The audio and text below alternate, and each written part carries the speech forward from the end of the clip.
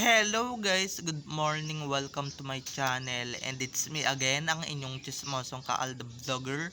So gusto ko munang magpasalamat sa inyong lahat sa mga walang sawang tumatangkilik, nanonood, sumusuport at sumusubaybay ng mga content ko dito sa aking YouTube channel. So eto huwag ninyong babaktawan o lalaktawan tong ating main topic ngayong araw. I'm sure na hindi ninyo pagsisisihan na pinanood nyo to mula umpisa hanggang hulihan, and syempre huwag kayo mag-i-skip ng segments, okay? So eto na, dumako na tayo sa ating main topic for today's video. Nanginig na naman ang mga kasingit-singitan, opo, mga kasingit-singitan ng mga exes ng GMA. Kaya eto, nagpagawa din sila ng Tatler magazine kasama yung mga starlet nila, and syempre si Alden Richards. At eto nga, 'di ba? Na-threatened ata sila dahil dito. So eto na guys, watch this mamaya. Ipapaliwanag ko sa inyo ng buong buo. So eto na guys, watch this.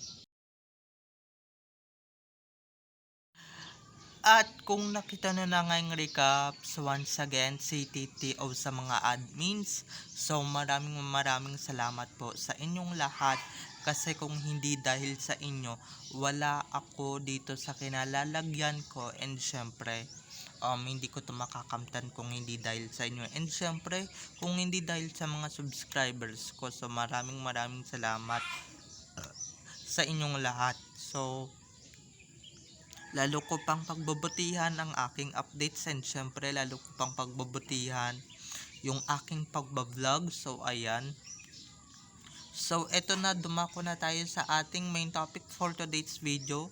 Like what I said earlier, eto nga, nanginig na naman po ang mga tumbong, ang kasingit-singitan, ang mga kalamnan ng GMA Sparkler Artist Center or ng mga executive ng network. Dahil nga eto, no, paano hindi sila manginginig? Siguro naman may mga Twitter tong mga to. Nakita nila na magkasama sina Alden at Maine sa iisang magazine na pangalan Tatler Magazine. At eto na nga, wag na kayong magtaka kung ba't iba yung mga suot nila at yung buhok nila hindi same na same dyan sa mga buhok ng naka-red at naka-all blue. Kasi nga guys, iniba talaga kasi nga ginawa ng edit, okay? Pero sila talaga ang magkasama dyan all throughout, okay? Siguro nakita nila to dahil pina-follow nila si Alden, 'di ba? At ganun din si Main, pina-follow din nila, 'di ba?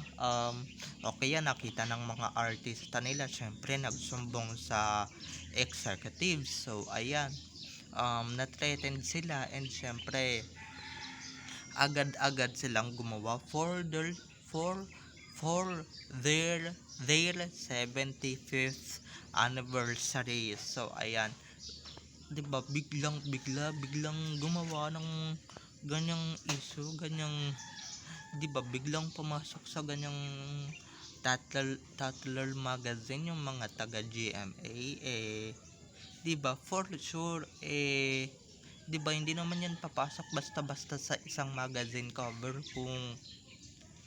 kung wala silang nakita na talagang ikinanginig, and syempre ikinabahala nila, no? So I'm sure guys, nakita nila to sa post ni Alden na magkasama yung Aldab at magkasama yung Major. Kaya ayan, nanginig, and syempre naihina naman sila. Kaya sorry guys sa mga kumakain na naihina naman sila, kaya ayan, nanginig, and syempre naihi sila sa kaba na, 'di ba, pagka alam naman nating Aldab, kahit na magkahiwalay yan, for sure mabibili yan, 'di ba? Mabibili ang magazine na yan, 'di ba? Lalong-lalo na pagka magkasama yung Aldab sa magazine, hindi sila mismo yung cover, 'di ba, kahit nasaling ket-ket lang sila, magso-sold out 'yan, 'di ba? Yung Tatler Magazine. Kaya eto, sa bunga ng pagkainggit and sa pagka-insecure, 'di ba? Lahat ng artista nilang may mga pangalan na daw puno, 'di ba, pinagsama-sama and syempre combined lahat daw ng big star nila or yung iilan sa mga big star nila, 'di ba? Pinagsama-sama na, pero tignan ko kung mabili yung Tatler Magazine GMA issue na, 'di ba? Naginaya lang naman sa sa Aldab and syempre sa Bench. Etong mga to talagang walang originality. Ako kahapon guys, kagabi, biglang bigla lang talaga and syempre nung nalaman ko to sa Instagram ay talagang talagang nung una Aldab pa lang ang nalalaman ko sa Instagram kasi for Bench, 'di ba? Etong si executive, sa executive ng network, 'di ba, nanggagaya, hindi naman talaga manggagaya, 'di ba? Wala naman din sa bagay na sa vocabulary din naman na nila yung nanggagaya, yung syempre yung nangka-copyright, 'di ba? Yung nangka-copy paste ng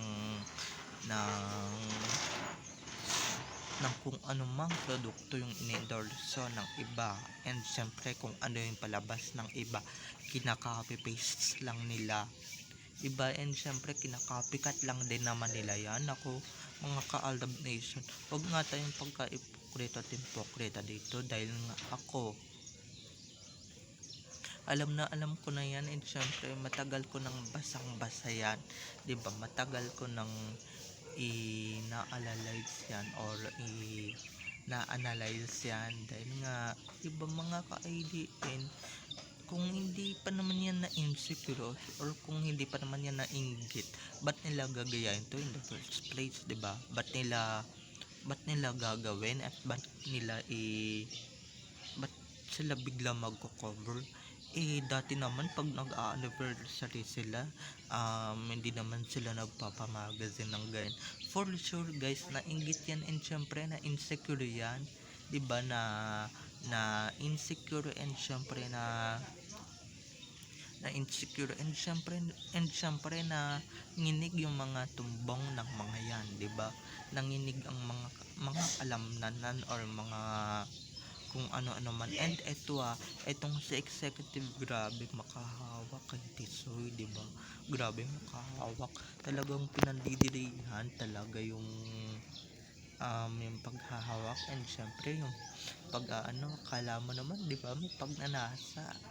Ito may meaning talaga na may na may meaning talaga yung paghahawak ni executive na girl doon kay Alden, and syempre kay Ruro na talagang prize actor nila, 'di ba?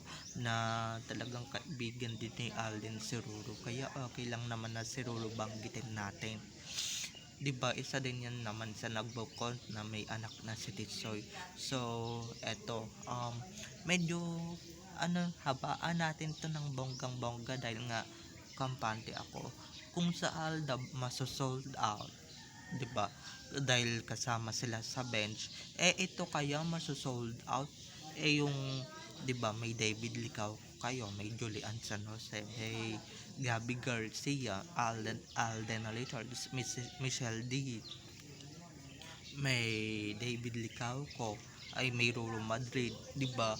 Um, may anim na kayo yung kasamang bituin yan, ha. Pag yan hindi pa talaga nag sold out, talagang pagtatawanan lang din namin kayo, 'di ba? Yung Aldab pa lang guys, ha. Aldab pa lang, kahit wala sila mismo sa cover, kahit nandun lang sila sa pasoon-soon lang na page ng Tatler Magazine, talagang mabibili at talagang masosold, 'di ba? Kaya yung pamagazine ng GMA, kabahan na kayo dahil nga hindi mabibili yan. Sangkatutak ng artista ninyo pero si Alden ang pinaka-pick. 'Di ba? Kokonti lang naman ang Anay-natics na bibili niyan, 'di ba? For Alden, ADN lang ang makakasold ng ganyang magazine. Kung sina Alden at si Main Pie magkasama dyan, why not? 'Di ba? Kung si Alden at si Main Pie magkasama ng ng Tatler magazine, 'di ba? Or kahit man lang isinama ninyo si Min, kaso hindi, 'di ba? Dahil nga sukang-suka kayo kay Min. Kaya 'di ba, kayo pugad kayo ng Sarsuela, kaya for sure hindi ninyo pasasamahin si Main dyan sa magazine ninyo. Yung bench talagang may puso kung ano talaga ang dahilan ko, kung sino talaga yung dahilan kung ba't sila bumebenta at kung ba't sila tumataas ang sales, talagang isinasama nila sa bench um kahit na hindi sila mismo yung, 'di ba, yung nasa cover, kahit hindi kasama ni Mr. Benchan ang mga babies natin na si Min at Alden sa bench cover, talagang bonggang bongga, talagang palong-palo talaga sa stores yung bench. Kahit na sabi ninyo nasa National Bookstore pa yan ibenta or whatever bookstore is, 'di ba, mabibili, pero yung Tatler na halatang gaya-gaya lang ang GMA, hindi mabibili yan guys, hindi masusold yan, 'di ba? Lalong lalo na maraming may ayaw sa mga artista nila, lalong lalo na yung iba diyan, 'di ba? Inapi-api si Maid, may history kay Alden, ganyan ang pang-aapi, 'di ba? So walang bibili niyan dahil lahat yan kaaway, liban lang si Ruro lang talagang kakampi ng ADN dyan dahil alam niya ang katotohanan sa dalawa, 'di ba? So babay na mga ka-ADN, I love you all. Nagbunga ang pagkainggit ng GMA dahil nga sa magazine na ito, 'di ba? Malamang nagbasa-basa sila sa Twitter, and syempre nung nalaman nilang may picture si Main at saka si Alden na hindi nga magkasama sa bench pero nandoon um sa iisang ano ng bench, sa iisang magazine, talagang nanginig sila ng bonggang bongga, 'di ba? Kaya ayan, sa bunga ng pagkainggit nila, gumawa sila agad-agad ng 75th issue kahit naman wala sa lugar. So babay na mga ka-ADN, so don't forget to subscribe to my YT channel, and syempre wag ninyong kalimutan na i-click ang notification bell para sa ganon ma-notified kayo sa mga susunod ko pang i-upload na mga videos. So hanggang dito na lamang po mga ka-ADN, babay na, I love you all, have a nice day, keep safe and God bless everyone, enjoy watching, bye bye, happy week, sorry.